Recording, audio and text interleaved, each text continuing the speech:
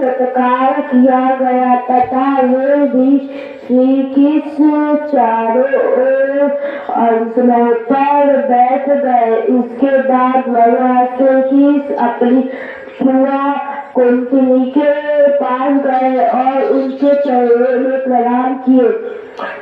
कुंती जी ने अत्यंत में अपने हृदय से लगा लिया। उस समय उनके नेत्रों में प्रेम के आंसू झलक आए। कुंती जी ने श्री कृष्ण से अपने भाई बंधुओं की कुशल से पूछी और भगवान भी उनका उत्तर देकर उनसे उनकी पुत्र वधू द्रौपदी और स्वयं उनका कुशल मंगल पूछा। उस समय से कुंती जी का गला उठ गया था।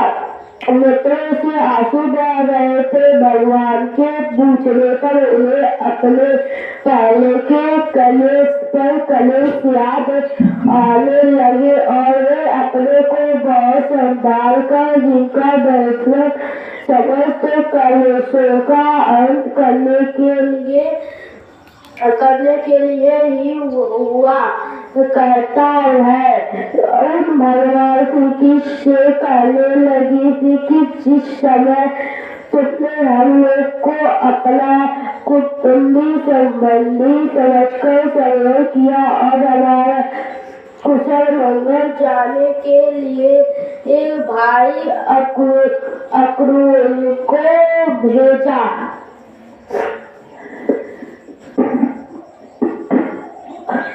उसी समय हमारा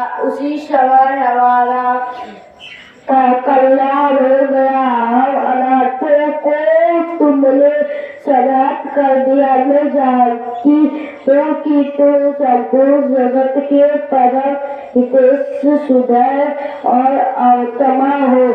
यह अपना है और यह पराया है। इस प्रकार की भक्ति में तुम्हारे अंदर नहीं है। ऐसा होने पर भी श्री कृष्ण सुधा का तुम्हें संग्रह करते हैं। उनके हृदय में आकर तुम बैठ जाते हो और उनकी कलेश परंपरा को सदैव के लिए मिटा देते हो। युधिष्ठिर जी ने कहा, संस्वार स्त्री की समय इस बात का पता नहीं है कि हमने अपने पूर्व जन्मों में या इस जन्म में कौन सा कल्याण साधन किया है। आपका दर्शन बड़े योगेश्वर भी बड़ी कठिनता से प्राप्त कर पाते हैं और हम बुद्धियों को घर बैठाए हैं।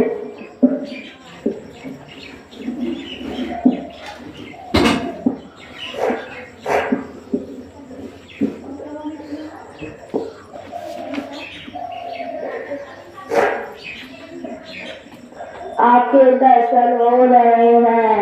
राजा युधिष्ठिर ने इस प्रकार भगवान का खूब सम्मान किया और कुछ दिन वहीं रहने का